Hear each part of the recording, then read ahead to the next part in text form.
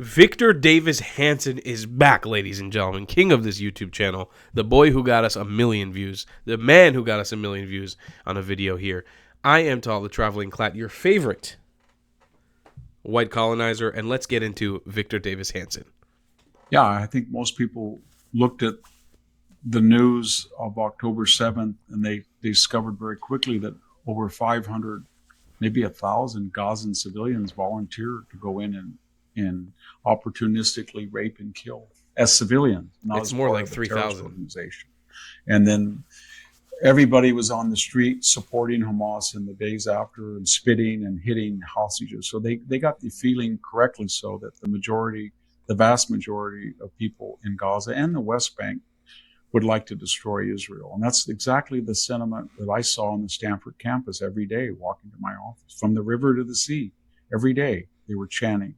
So there's not going to be a two-state solution. What there's going to be is some sort of wall. I think you'll see a demilitarized zone between Gaza and southern Israel.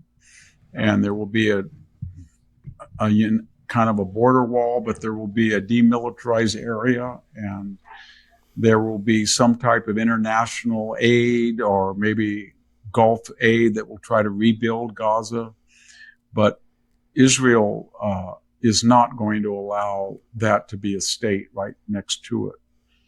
And I think they're going to make it very clear that for every time there's a terrorist incursion from the West Bank or Gaza, there's going to be a retaliatory response. It's unbearable for the Palestinians.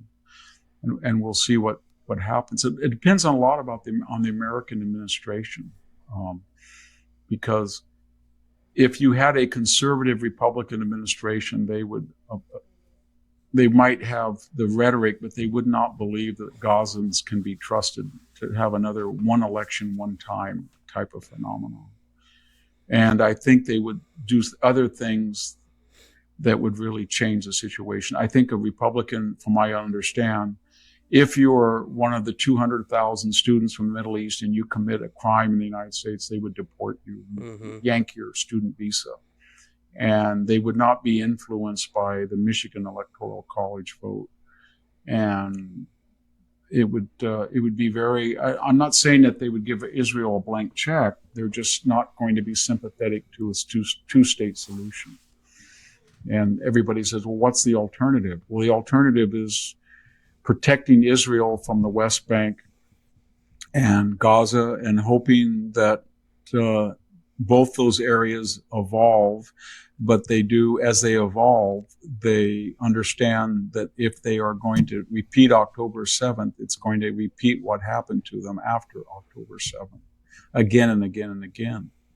It is, I mean, there's people in Lebanon are getting very angry at Hezbollah. I mean, the Lebanese minister said Israel should not attack us because we have not recovered from 2006. He said that at the beginning. And again, there's no sympathy in these devastating pictures of Israeli attacks on apartment buildings in Beirut. But when you start to look at them carefully, in most cases, the initial bomb is followed by sequential explosions from rocketry and other munitions that are going up. And so the question is, why in the world would you allow people to store these munitions in your apartment? And if you do so, would you blame Israel that they're being used to attack the Jewish state? Well, of course not. You can't. So Israel has been I think they've been very clever, smart, astute in the way they've responded to these existential threats. And they're still, they haven't invaded Lebanon in force. I don't think that would be wise. They still they're the only country in the world. Ukrainians don't call up people in the Donbass and Crimea on their cell phones and say, we're going to reply to Russian aggression with an attack that might incur civilian casualties. It's only Israel that we put these conditions upon. And I think they've done admirably well. Finally, can I ask you this? You, as a great student of war down through the ages, will have thought, is the world becoming safer or more dangerous in the current circumstances as Israel displays extraordinary capability, I suppose you'd say? Are they easing or increasing the chances of global conflict at the moment, in your view? Oh, I think if you look at what prompted October 7th, to the degree it wasn't entirely the fault of the United States, but I think we share the majority of the blame for easing up on Iran and the Houthis and giving money to them. But there was also some culpability in Israel, not with the people, but I had been there the last 2 years, summers, and there was an unrealistic appraisal that they'd reached sort of even Hamas they could deal with. And people would say to you, Victor, we have 20,000 people working here and we pay higher than anywhere else they can work. And when they get injured, we take them to the most sophisticated health care, and we have a university program, and you would politely say, but maybe your magnanimity is going to incur envy or be seen as weakness to be exploited rather than to be reciprocated. And I think they were so successful, all of their existential problems had they felt solved. They had these huge, sophisticated desalination plants, and they were giving some to the West Bank water. They had gone into this consortium with Greece and Cyprus about natural gas extraction. They'd found huge deposits of natural gas. Their Silicon Valley equivalent was earning multi-billion dollars in foreign exchange. And to go to a city like Haifa and compare it to San Francisco. San Francisco's downtown is dead. It's dangerous to walk after 8 o'clock. Homeless people, discreetment. You go to Israel, young children were out at 11 at night. The restaurants were packed. The stores were full. There was no homeless.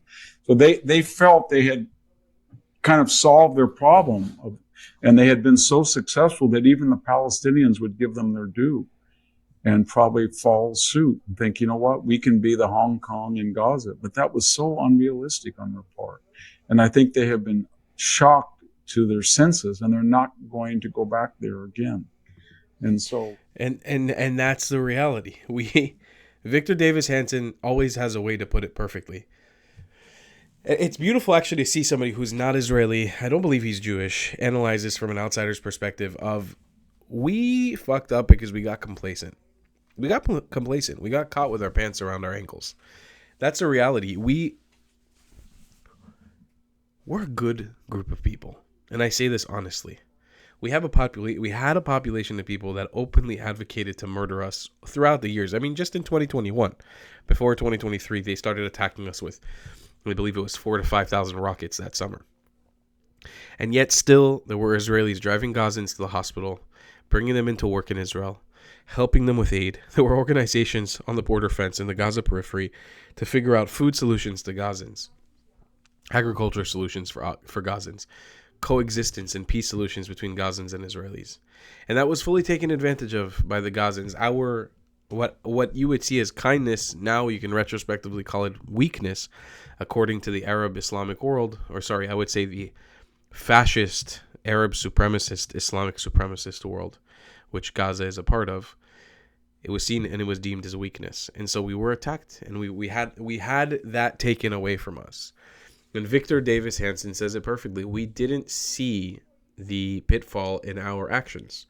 We didn't see the potential mistake that could happen by allowing too much kindness to surface up, to bubble up. And we thought we had it too good. And now it's terrible, but we see the error in our ways. And I've been saying this for a while now. I really think Palestinians fucked up with this one. They made a very, very bad decision on October 7th. Because you have to think, whatever, peace and all this stuff, I'm sure it can come. I'm all about the peace.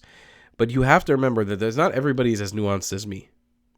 I would even say a vast majority of the Israeli population is not as nuanced as me. They're very normal, regular people who don't look so deeply into the intricacies of life.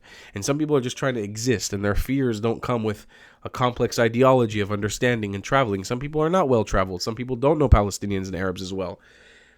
you've created a generation of Israelis that are traumatized to their core because they saw and felt everything on October 7th. And while the Arab world may see that as a weakness and may think that that's, okay, great, we traumatized the Yehudis. Unfortunately, what you did here was probably create some people that are going to be extremely hostile towards Arabs in the future, towards Palestinians and Gazans specifically. And there's honestly probably a very good chance that these people will win high-ranking positions in government.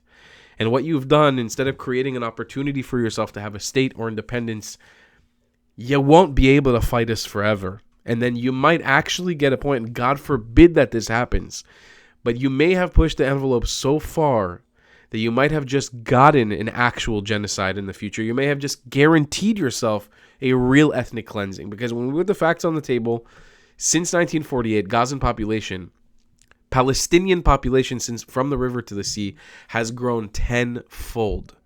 There's 2 million in Gaza, 2 million in Israel, 2 million in the West Bank. In 1948, that was 700,000. It's 6 million now. If you kept saying genocide and ethnic cleansing and all this shit that happened to you since the Nakba, since 1948, you may have just solidified it actually happening in your future. And I'm not happy to bring you this news. I think that's a terrible thing, and I hope it doesn't happen. I hope we are able to find a peaceful resolution, but goddamn, Palestinians, you fucked this one up big time. Big time. Because I really think the clock is ticking.